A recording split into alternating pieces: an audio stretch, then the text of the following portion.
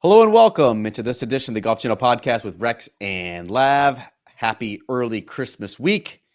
We'll get into what Rex and I are doing for the holidays and if he can redeem himself after his pitiful Thanksgiving meal. Rex, you look a little bit more stressed after some last minute Christmas shopping. Yes, we do get the cards from Augusta National. So nice. Merry Christmas and So happy holidays for those to all not her friends watching, at ANGC yes. as well. Yeah, we're definitely not servicing the audio listeners with this one. Rex, how's it going after your last minute Christmas shopping? I had to scramble yesterday. Gonna have to scramble today. I'm not very good at it, so I had to. I had to get like one of my sons wanted golf shoes, so that was easy enough. The other needed just kind of tennis shoes to work out in, and then I'm still kind of stuck on what to get Bunk, but it's gonna have something to do with. Actually, you know what? Everyone is so good about reaching out to us. Usually it's with criticism, but in this particular case, I'm asking for advice. I want to sort of package somehow that, okay, there's a week sort of in between the Open Championship and the Olympics next year.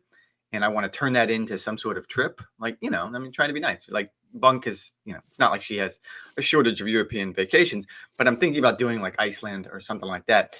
But I don't know how to put that under the tree. Like, what do I just write like a stupid coupon for one free European vacation and put it under the tree? Like, that's not going to work. So yeah, I've done a bunch of like handwritten coupons.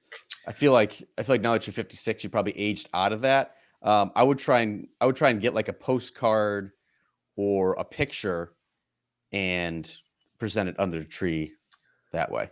That's probably actually how I you should could do do that. that, and I could do like get go buy like a beanie cap or a warm hat that she would need to wear in Iceland.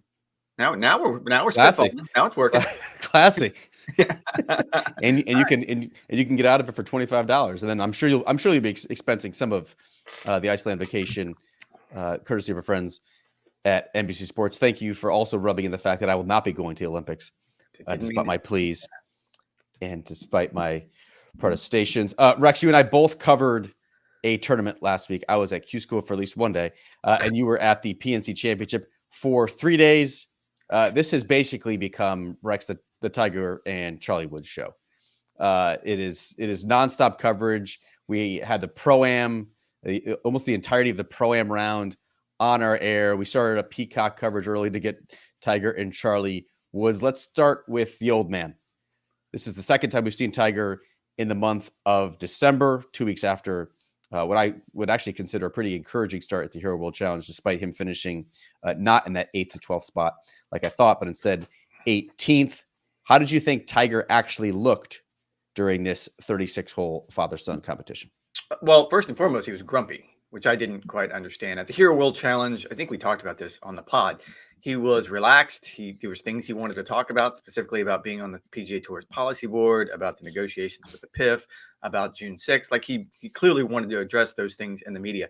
Keep in mind, last week at the PNC, he didn't even do a pre-tournament press conference, which is kind of out of the ordinary. He sat down with a tour official and kind of did a pool reporter thing. But he was pretty grumpy all week long, which was kind of weird. It was cold. It was rainy. That probably has something to do with it. I agree with you. It is the Tiger Woods show, Tiger Woods and Charlie show. It's interesting. It's fun. I think the telecast did a really cool sort of montage of all the similarities they have, which I think it's always cool. I mean, Charlie's gotten bigger. He's gotten better, faster. It's fun to watch him play now. But this one didn't have sort of the lighthearted feel that I think we've seen in the past because he didn't do that pre-tournament press conference. He got all these questions sort of rat-a-tat-tat at him after the first round on Saturday, and he wasn't happy with that either. Now, I think he enjoys this being inside the ropes with Charlie. This time he had his daughter Sam on the bag, which was really, really cool. I think that whole atmosphere, like he really, really relishes. I think everything that happened outside the ropes, specifically the questions he got and some of the things, I don't think he enjoyed that. Why was he so grumpy? Is it the fact that he's been in board meetings for 20 hours a day? Is it the fact that maybe the negotiations aren't going as well? Is it the fact that the reigning Masters champion and presumptive PGA Tour Player of the Year has since moved to Live Golf, and the PGA Tour is under attack? I found that exceedingly rare and surprising that he would not give a press conference ahead of the PNC Championship, especially when he is the clear and obvious headliner. If you're playing armchair psychologist, what do you think was actually going on there? I think you probably got it right. There's too many board meetings. I kind of wrote about this on Sunday night, sort of recapping the year that was Tiger Woods. And you could make an argument. And look, this dude has done a lot in his career, rewritten the record books on the golf course. He's had a lot of things go on off the golf course. And I made the argument that this has been the most eventful year of his career. And even though he just played, 7 actually competitive rounds, not even, no, I'm sorry, I got that wrong. 6 competitive rounds. So 4 in LA and then 2 at Augusta. But everything that sort of transpired from there was the ankle surgery, there was the comeback, there was June 6th, where he was just as surprised as the rest of us. There was August 1st when he was named the 6th member of the policy board. Keep in mind, he had never been on the policy board. He had never been on the PAC. He'd never had any interest whatsoever in this. So, yeah. And now he's sort of caught in all of these meetings. I think we talked about this last week. There was just not this Saturday, but the Saturday before, it was an emergency policy board meeting. And I've heard about those multiple times this year. And I asked him point blank on Saturday about John Rahm. We hadn't spoken to him since the Rahm news broke that he had joined Live Golf. And he clearly wasn't happy about that. Clearly didn't want to talk about that. He was asked multiple times about the negotiations with the Public Investment Fund, the negotiations with the group led by Fenway Sports. And he just didn't want to talk about it. And you can tell he's sort of caught in that area where I think we saw Rory McIlroy really earlier this year, where you want to be part of the process. You want to make sure the tour is heading in the right direction. But in this particular case, you probably had enough. Like, let's be honest, these guys are really, really good at playing golf. There's no reason to assume that, they're also really, really good at sitting through long meetings and hearing boring presentations and trying to come up with creative ways to do billion-dollar deals. I said this last week, and I'm going to double down on it. Tiger Woods isn't qualified to sit in on those negotiations. I'm not qualified.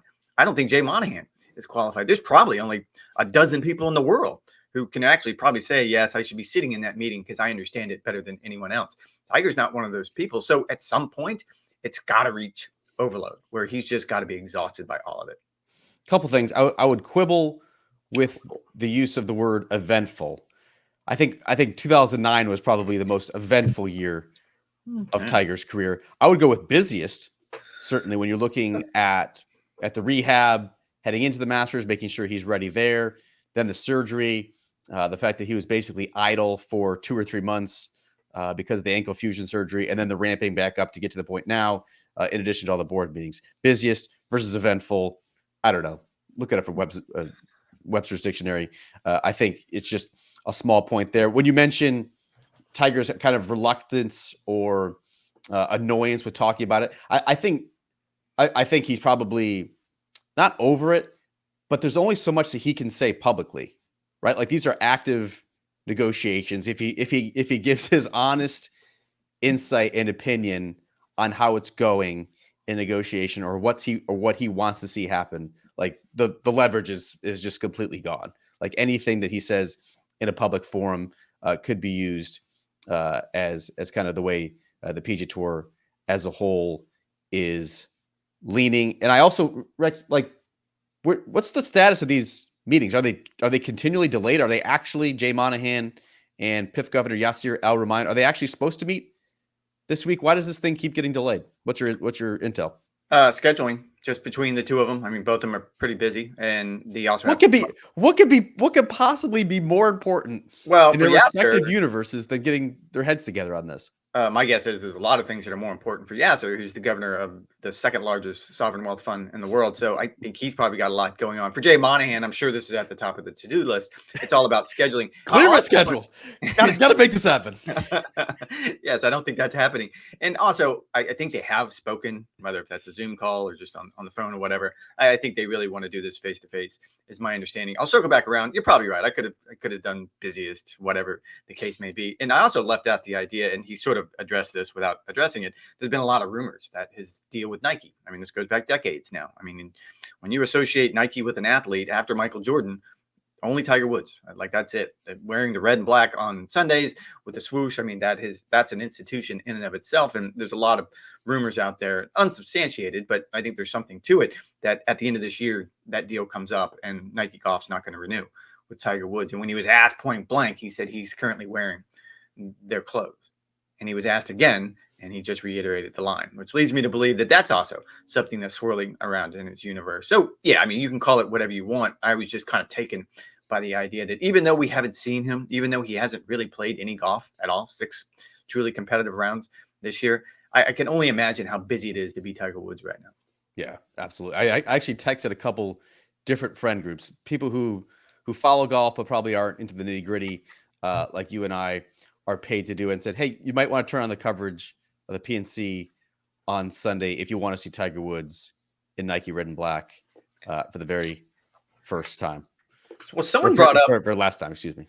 I mean, it was all over social media, and then it kind of dawned on some other people that Nike doesn't own red or black. No, like he's obviously just going to transfer if the Nike deal falls apart or expires, as it is rumored to be doing. He's clearly just going to take the TW brand and go somewhere else. Was it most likely TaylorMade who's looking to get into the apparel business? And red and black. Yeah. So Nike Golf doesn't own that, so he can go on. But Nike's obviously a classic look, and it's Brooks, it's Finau, it's Rory, it's Fleetwood. Like there could be several different looks for several different players. Well, and there was one tweet that I thought was good. Steve Scott, who actually had Tiger Woods beat way back in the day at the U.S. Amateur that year, he ended up losing to Tiger, but he actually put a picture up of that match and said this was the last time that we saw Tiger Woods playing golf without a Nike logo. And that would have been 1995, 96, somewhere around there. So it's been a minute. Yeah. It's certainly going to take some getting used to in 2024. Just to button up the point on the meeting, we're still expecting, Rex, at least some sort of announcement, some sort of press release. They're making progress. They're extending the deadline. We're parting ways and wishing them well, et cetera, whatever the case may be. But that deadline is looming in December 31st. And Tiger Woods, he seems grumpy and he seems adamant that he does want to get this done by December 31st. He is, but again, I keep going back to people who are close enough to these negotiations, and I believe them that it's not a hard deadline. I actually, in a story the other day, I quoted what's in I'm looking at the framework agreement on my desk. I quoted the actual language in the framework agreement, and it's very, very clear that both parties can agree that, okay, we're making progress. We can keep moving this along. I would expect some sort of announcement before the end of the year, which is why I had to talk you off the ledge of sitting down today, which is Tuesday, and recording all the podcasts that we have due before the end of the year, because you just want to clear everything off your plate. You clearly don't want to groom yourself at all. You don't want to shave. You don't want to have to put a hoodie on. You just want to sit in your man cave. And that's a bad idea, because I think before the end of the year, there will be some sort of announcement about a deal. But that deal probably won't be with the PIF. It's going to be with the group that's led by Fenway Sports. I think they're far enough along. I've been told those negotiations are quote unquote in the advanced stages. So I would think we're probably going to hear something on that front, but I was told that don't expect to hear anything on the PIF deal. There's still a lot of things that need to get worked out. Yeah, we will be doing a kind of newsmakers type podcast we record next week, kind of summing up the year that was. Obviously, so much will be focused on June 6th and what transpired with the politics of the PGA Tour. And check out the other pod. We're going to do 2 pods this week. One of them has already been recorded. To just let you in behind the screen there a little bit. And we got Todd Lewis, and just a little teaser. We kind of manipulated him into doing his Brando Chambly impersonation, which is chef's kiss. Like, don't miss that. Yeah, absolutely. I think it's toward the end of the podcast. We also have some sort of buzzer mechanism in place where if Todd Lewis morphs into TV Todd instead of fun barroom Todd, Rex does hit him with a buzzer to signal that is not the way that he should be approaching the podcast record. One thing, Rex, when we circle back to the PNC, it was a lot about Tiger, but the kind of curiosity had waned since we just saw him at the Hero. This was the first time that a lot of folks had seen, unless you're an ardent follower of junior golf, first time a lot of people had seen Charlie Woods in a year. Kid's big. Like he's 14 now.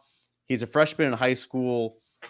He has a lot of speed, a lot of power. I know he was playing a tee back from where he was in 2022, but you look at like just measured driving distance, he was already longer than JT on several of his tee shots. It was piping them long and straight. What did you make of Charlie, who is now getting towards that age where he's going to start getting some college recruitment, and also the coverage of Charlie Woods? Has it morphed in a good or bad way since we first started this in 2020?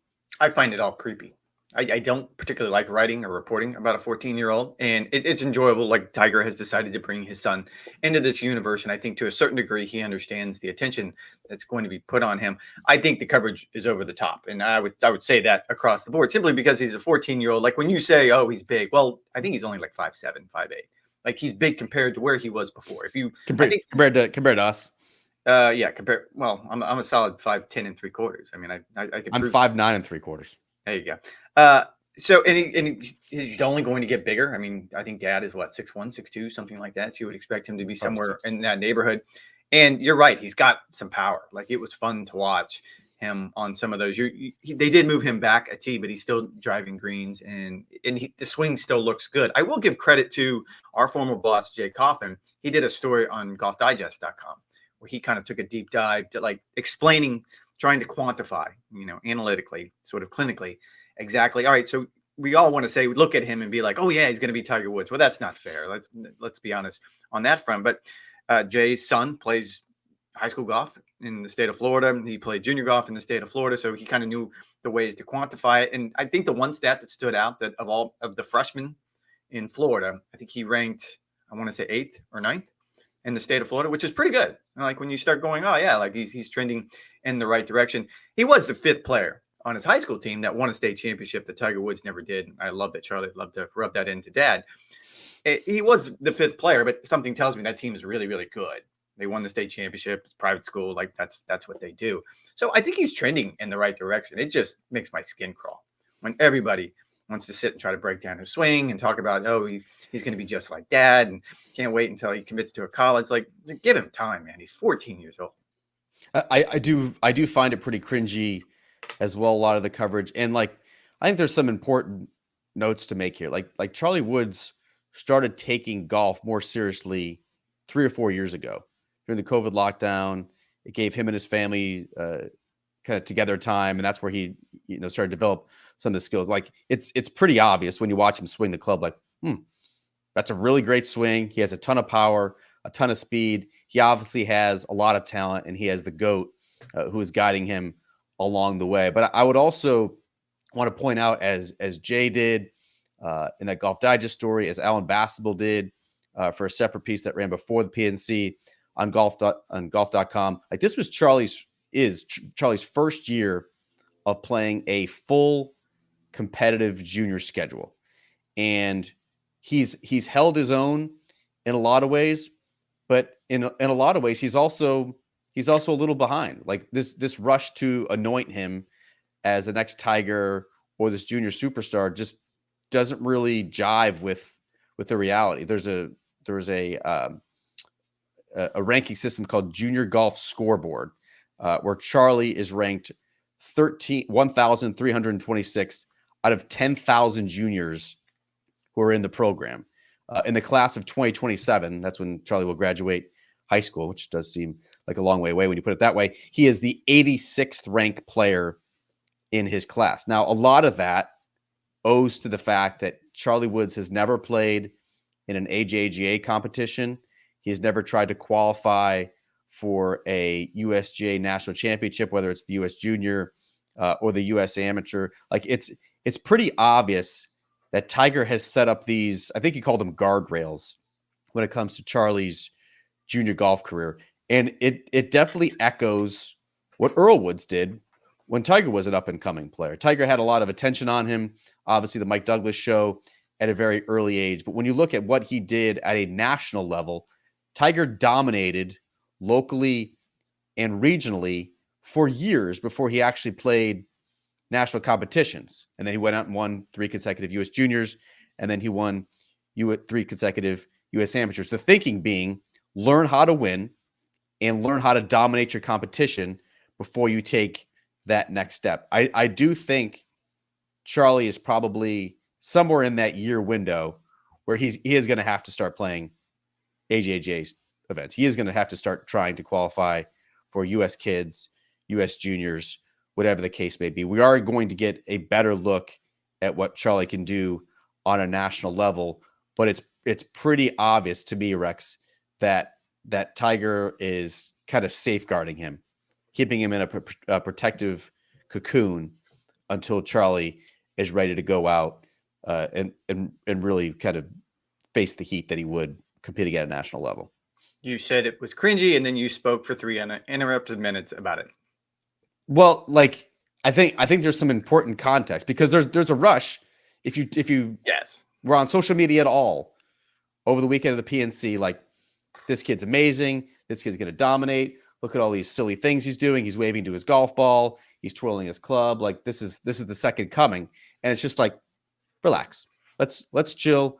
Let's put this in perspective. And I actually think Tiger is doing the right thing by putting Tiger by Charlie playing in the PNC at all. That was Tiger's way of saying, okay, we're ready to welcome at least some level of scrutiny, but he's not taking the training wheels completely off. no. If he was, he'd be playing at a national level almost every single week. And so there's definitely some protective qualities to what he's doing. And Tiger clearly wants to make sure that Charlie's game and mindset are in the right, like he's in the right frame of mind before he goes out and faces even more. That's kind of the point. No, I agree. And I think what we saw last weekend, it's entertaining. And like I said, when you have the whole family out there and they clearly enjoyed themselves, I did think it was funny. So usually the way tee times work is since the beginning of time is after the first round, based on your score, that's how you get grouped. And somehow Tiger Woods, who was squarely in the middle of the pack, got placed in the third to last group going off on Sunday. And I think that was by design. And he was with the Thomases, JT and his dad, Mike, on day one. And Mike is kind of Charlie's coach. So that was a lot of fun. It was a really, really cool atmosphere. And then somehow the pairing worked out that he was with the Strickers. The Strickers. Imagine that. Yeah, imagine that. But so it's a lot of fun. And I think if you accept it for what it is, and I think Tiger did that. Like he was asked a bunch of questions on Sunday about what did you learn about your game this week? And he didn't do the eye roll emoji, but you could see like internally he's kind of like, come on, it's 36 holes. I was in a golf cart. It's a scramble. Like I'm not going to pull anything out of this. I think everything that we needed to see or learn, we saw at the Hero for, a few weeks ago, because it's 72 holes. You had to walk, you had to, put a pencil to a piece of paper and write down a score. I think that was a better litmus test going into next year than what we saw last weekend. I do still think that the 4 to 6 times playing once a month, so to speak, from February until July, I do still think that's realistic. Like it does not seem that the walking is Tiger's greatest hindrance or obstacle to success. Like before it was the foundational aspect of competitive golf that we don't know if he can physically walk 72 holes. I do not think that is a concern anymore. Now it's can he put in the time on the off weeks to get his game sharp enough to compete against the very best players on the PGA Tour? I think that's the bigger question now. And that's what he learned. I mean, when we asked him specifically about what he learned at the Hero, I was back in the gym on Monday. Like that's the best sign we could think about going forward, because, okay, you tested your body. You had to play 90 holes counting the Pro-Am, and you had to walk, and there were no golf carts, and you had to see how it was going to react. And the fact that there was not this lag, which I think has sort of been the drawback in the past, where, yeah, he could make it 72 holes, but man, it took him 2 weeks to put Humpty Dumpty back together again and get him in some sort of condition. I'll also say this, and I think it's probably time we try to start changing the narrative, because even at the Hero, by Sunday, everyone's like, oh, look, he's limping, he's laboring a little bit more. I don't think so. I just think that's the way he's going to walk. It's just his gait now. It's not a limp. It's just that's the way he's going to walk. And I don't know if it's good or bad. And he's talked a lot about the idea that the ankle, there's no pain there anymore. But because of the kinetic chain, everyone Google it again because we keep bringing it up. Ding. Because that's got to go somewhere. All that force, all that pressure, all that energy, then something else is going to hurt. It's going to be his knee. It's going to be his hip. It's going to be his back. So that's going to be the bigger issue going forward. I do expect to see Tiger at the Genesis Invitational, his tournament that benefits his foundation at Riviera, a place he has never won. He has never tried and failed more often than at Riviera. Yours truly will be there for golfchannel.com or NBCsports.com/golf the third week of February. Very much looking forward to that one. Rex, the second tournament that we were paying attention to last week was Q School. And I actually thought this was pretty fun drama. I know you did not watch the weather-delayed final round. You were out Christmas shopping, but you had some guys spitting up all over themselves. Just as a reminder, this was the first time since 2012 that PGA Tour cards were up for grabs. For the better part of a decade, it was basically just handing out Korn Ferry Tour status. That is not nearly as much fun. There was just such this dangling gold carrot at the end. And it was a lot of fun to see these guys really summon the goods and get their PGA Tour cards. The 5 who will got PGA Tour status for 2024: Harrison Endicott, Trace Crow, Blaine Hale, Raul Pareda, and Hayden Springer. When you look at those 5 specifically, like, I think Q School was a success. This is exactly what the system was designed to do. You look at those 5 cards. That's a guy who lost his PGA Tour card this past year. It's a Korn Ferry Tour winner and who just missed out getting his card that way. You had 2 guys with absolutely zero status and were looking to change their lot in life. And you had the heartwarming story of Hayden Springer, who, if you're not familiar with that, he last month he lost his 3-year-old daughter to complications from a genetic disorder called trisomy 18. Like, it's a great event. You got the dreamers and schemers. There's so many different storylines. When you saw how it played out, are you okay, Rex, with this new format for the top 5 get tour cards and the top 40 get Korn Ferry Tour status? You and I are both of a similar ilk, where we covered the old Q School, right? 6 days, 108 holes, 25 plus PGA Tour cards up for grabs. Which system do you like better? I'd like the old system better. I thought the old Q School was probably one of the most enjoyable, at least from a journalistic standpoint, from a storytelling standpoint, one of the best tournaments of the year, because you always ended up with, like, you just went down the list and did a really good job of pointing it out, but there's always going to be stories in there, and it's very rarely the guy who wins. In this particular case, I will give Endicott credit, because for those of you who weren't paying attention last week, whatever that storm was that came through Florida, it should have had a name. Like, it dumped a lot of rain, it brought a lot of wind, and he only made 3 bogeys the entire week somehow in those conditions. And those were just brutal conditions. You mentioned it yesterday. Like, everybody was just sort of throwing up all over themselves, because it's not the easiest of golf courses. And there's so much water everywhere in Sawgrass Country Club. Yeah. You guys have never been there. That's across the street from TPC Sawgrass. There's beach, there's palm trees, there's hazards, there's water, there's sand. Like, it's horrible. And so is Dyes Valley. Like, it's a diabolical hazard laden layout to do what he did in 72 holes with that much pressure. Like, tip of the cap. I would somehow find a way to make 3 bogeys on the first hole. That's called a triple bogey. I know you can make the joke if you want, but it was really, really difficult conditions on tough golf courses. You got to give him credit on that one. And I was curious this morning, so I knew we were going to talk about it. Blaine Hil, I think he's the only one of the 5 that played his way through all 3 stages, if I'm not mistaken. That, to me, is, I mean, I don't know what I can compare that to in other sports. It's so difficult to do that, I guess. And we see it at the US Open every year, where someone comes through, both stages of qualifying, and that's really, really difficult. But this, I can only imagine sort of the level of, I don't know, satisfaction to be able to just start this process without any status whatsoever. You're not exempt into anything, and you just have to go out there. And it looks like he got better with each tournament. I think it was tied for 4th, tied for 5th, and then he finished tied for 3rd. So good for him. And I was actually surprised. So Blaine Hil, he was part of the Oklahoma National Championship team, if you guys remember, in 2017. I was actually surprised that he hadn't done more in his pro career to this point. Like, he was a pretty darn good college player, and yet he's played in just one event in his career that handed out official world golf ranking points. Like, he's just been mired and middling on the mini tours. And so we see this with the US Open, right, where guys get through all layers of the qualifying, and then they have that one shining moment where they get to tee it up in their national championship. This is obviously a bigger reward. He'll now get a full year to try and test himself on the PGA Tour. That is what makes Q School great, that it does open the possibility. But I like Rex. I like 5 cards. Like, having seen it now play out, I'm sure the players do not. I'm sure they feel like it's kind of all or nothing. And if you're not among that top 5 and you already have status locked up, like, there's a lot of guys who really have nothing to play for over the last 36 holes. And that's not great in that sense. But my counter to that would be the PGA Tour is evolving in a way that it's becoming the aspirational circuit, right? The PGA Tour is trying to become the very best competition. And there are ample opportunities for these guys to get out on the PGA Tour, whether it's getting one of the 30 cards through the Korn Ferry, whether it's getting top 10 now on the European tour, whether it's trying to Monday qualify and get sponsor exemptions and special temporary status that way. Like, if you're good enough, you will find a way. Could the PGA Tour do a better job of providing more immediate access? Yeah. And I think they've gone, I think they've made some headway in that, right? Whether it's PGA Tour University, whether it's the European Tour, like, they're trying to get young, successful players out there quicker.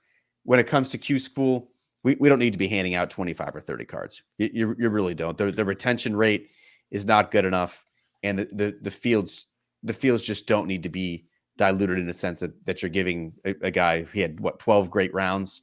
That I think there's a better way to go about it.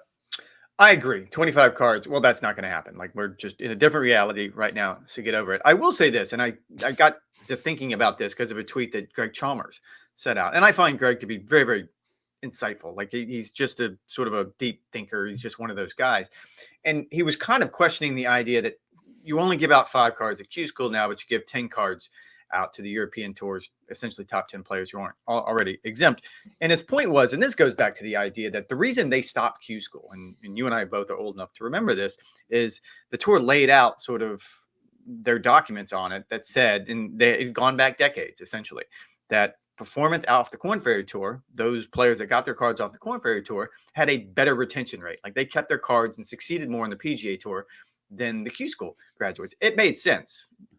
You know, entire season performance is a better judge of talent, is a better judge of what they may do at the next level than at the time 6 rounds. Now it's 4 rounds, or if in the case of Bale, 12 rounds. I would counter that, though. Like, it'll be interesting to see in the coming years. Like, we'll have to wait for this to ever play out. But imagine 5 years from now, I'm sure we'll be able to break down exactly how many of those European Tour graduates had success. By success, I mean retaining their tour cards versus the 5. And it's got to be percentages, and it's probably not going to be a very good comp. However, I can imagine a scenario where the guys off the Q School actually perform better and have more success and retain their cards more at that level than the European Tour players. There's no reason for me to say that. Like, I can't quantify it in any way other than the fact that you just pointed out. There's a guy who got his tour card through all 3 stages. And in your mind, your words, not mine, he was a pretty good player. And so I think this does provide a good pathway. And that's what they want to do. It's a very, very small snapshot. But I'm curious going forward, where you're going to have to come up with a system that justifies it. Whether if that's 7 cards at Q School and you know, however many more you can do, 8 for European Tour. I think there does need to be some sort of adjustment, because I don't know how that's going to play out. Yeah, I agree with you. I still love the premise. I love the fact that for the first time since 2012, they did hand out PGA Tour cards. It does allow us to be brought stories like Hayden Springer, who I'm sure if you follow the PGA Tour in 2024, is going to be one of the most popular players just because of his inspiring backstory. Rex, let's wrap it up with this. It is Christmas week. We mentioned the shopping, but it is also a time of family gathering. It is a time to show off for friends and family what you can do on and around the grills. What's your plan? We got the 23rd, when family typically gets into town. You got a Christmas Eve meal, which is always a big deal. And then obviously you have the granddaddy of them all, Christmas night dinner. What's on the docket? I mean, I'm going to disappoint you again. I think we went through this. I don't. Pathetic. Well, I mean, that's not to say, like, I have plenty of things. I'm doing cheesesteaks tonight on the Blackstone. I did ribs last night. I smoked them. They were very, very good. We had a bunch of people over for game night, and I'm sure that I'll come up with other things. But we've been through this before. Now, I will say this. I haven't. This is going to make you even angrier. I probably shouldn't even say it, because it's just going to put you into a spiral. I haven't made breakfast on the Blackstone yet. And I know that's kind of your go-to, but you have young kids who they're going to sit and gather around and wait for the eggs and the bacon and everything else. I don't. All of my kids are sort of waking up, taking showers, and scattering to the winds to go do whatever it is they're going to do. And I'm not going to make a big breakfast for just me and bunkmate, who doesn't wake up till noon anyway. So essentially it's just going to be me. That being said, Christmas morning is like one of those days that bunkmate has sort of this recipe, and friends come over and in-laws come into town. I am going to wake up early and actually do my first breakfast on make the first breakfast on the Blackstone. So I am looking forward to that. And I'm sure at some point I'll do, wings and the pork butt, which I bought just a few days ago. I have to get that finished. But I don't like, we have Christmas dinner over at the in-laws. The night before, we go around the neighborhood with a bunch of friends and have like it's like a Christmas bingo card where you have to find, a reindeer on a roof. You have to find Santa in the lawn holding a candy cane or whatever. It's fun. It's really, we're just drinking. We make the kids drive. I was gonna say there's no way you're doing that sober. No, we're just drinking, making the kids drive us around. So I know you're gonna be mad at me about this, and you're just gonna continue to double down. But I don't use, these aren't my Super Bowls. Like mine is more like, think of me more as, well, if it's the Las not, it's Vegas not, Raiders. it's not I don't Thanksgiving, plan on and it's making the playoffs. and it's clearly not Christmas. Do you go absolutely ham like for Memorial Day? Are you a big Earth Day fan? Like, when do you actually show out? I mean, I think I show out every Saturday during football season. That's when I show out. Like I have a season full of showing out. And I will say, my in-laws again are from New Orleans. We have Christmas dinner. It's kind of an early dinner over at their house, and they do. I mean, it's amazing. She does ham. She does turkey, a fried turkey. My father-in-law does a fried turkey. So it's not like we're wanting here. It's just that it's not me that's doing it. So besides the Corona on Christmas Eve night that you're consuming, there's no meal. There's no meal. You shout out Corona. I would love to get sponsored. Like, is there no meal attached to Christmas Eve? No, not really. I mean, again, it's just friends getting together. Sorry, like we kind of have different traditions than you. I don't know what to tell you. Maybe apparently the Hoggarts don't like to eat. No, we love to eat. And here's the deal: like, this is clearly New York Ryan coming out, or upstate New York Ryan coming out, because I think Western. Like you folks. What are you going to do on Christmas Eve? You can't go out and do Christmas bingo because it's too cold and it's probably 5 feet of snow and no one wants to go outside. So of course you have to stay home and make a big meal. I've lived in Florida my whole life, and normally it's somewhere around 65, 70 degrees. It's a beautiful night. You can drive around. You can look at all the lights. You can have a good time. Sorry, mine doesn't include a big meal. We actually probably order pizza if you really want to know. No, we didn't have any friends growing up. So we just kind of hunker down. We're doing that as well. We're going to see the lights. We'll drive around in the golf cart. My mother-in-law gets into town on the 23rd. So we're going to play golf at the club, Marsh Landing, on the 23rd with a couple of friends. She's going to be making some lasagna. And then I'm not sure if this is a hot take. I like Christmas Eve better than Christmas Day. And the reason I say that is because Christmas Eve is really it's the crescendo. It's the culmination of the entire holiday season. As I mentioned before in this podcast, we've had our Christmas tree up since November 3rd, the day after our anniversary. Like we have been fully in the throes of Christmas activities. We've checked out the lights. We've listened to all the songs. We're going to some dazzling lights display on Wednesday. Like, we've been doing all of the things, and Christmas Eve is really the culmination of that season. We're going out to, this is the most golfy thing ever. We're going out to TBC Sawgrass to do what's it, like the Seven Fishes, the Battle of the Seven Fishes or something like that. I don't know, whatever it is. It is an absolutely delicious buffet that TBC Sawgrass is going to offer. It's like prime rib, lobster tails. Oh, that was the thing that scallop, was in shrimp. the show The Bear. All right, I know what you're talking about. Like, that's the big Christmas meal. All right, I got it. Yeah, it's like a big extravagant thing, but it's at TBC Sawgrass. Shout out golf, and shout out Denise Sloatman at TBC Sawgrass. She always hooks us up for that. And so, like, that, to me, that's like the best day of the year. You do some sort of fun family activity in the morning.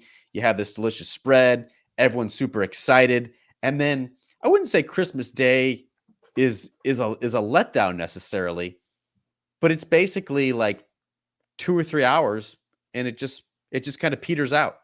You know, in our family, like, the in-laws leave around 10 or 11. Kids still go down for nap. Thankfully, we have football on this year to kind of tide us over. But, like, we start taking down decorations. Like, Christmas is over. We're gonna keep the tree up. That was a battle I did not win, and it apparently left some hard feelings last year. But we will be starting to take down some Christmas decorations when the kids go down for a nap. For the meal on Christmas Day, we're doing beef tenderloin. I've never actually smoked and grilled one. Typically, my mother-in-law handles that, but I'm going to Costco.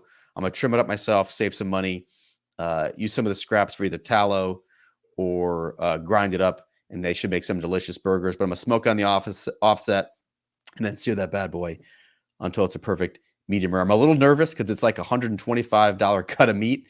And if you overcook it, I'm just gonna cry.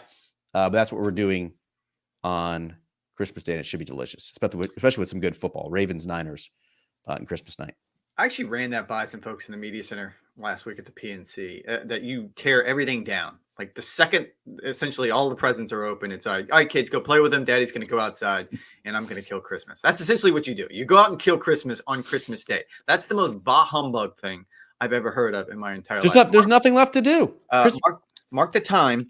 Rex calls it at the 40-minute mark. Most bah humbug thing I've ever seen in my entire life. You got to give it a beat, man. Like just give it a minute, bro. Like we've had it up for a month and a half. I understand that's too quick. Like it's a big buildup. I get it. Like I was actually late getting our lights up, our Christmas tree, just because we're out of town, a lot of things going on this year. So we'll probably keep ours up for at least a week afterwards, just because we feel like that's the right thing to do. You're destroying Christmas. Like you're sending the wrong message to Cam and Lily. That's what I'm going to leave it at. Although that does sound delicious. It does sound delicious. We will be doing the Blackstone breakfast as well on Christmas morning, because there is literally nothing more delicious than cooking food in bacon fat. Once you do the bacon and you slide it over, you throw the eggs in there, you throw the pancakes in there, you throw the waffles in there, you throw the hash browns in there. Like you're literally cooking it in bacon fat. It is not the most, it's not the healthiest way to celebrate Christmas, but who cares? That's what the 26th through the 30th are for in the entirety of 2024, if you want to get back on that healthy kick. But we do wish, from all of us, the Golf Channel podcast with Rex and Lav is literally just two of us.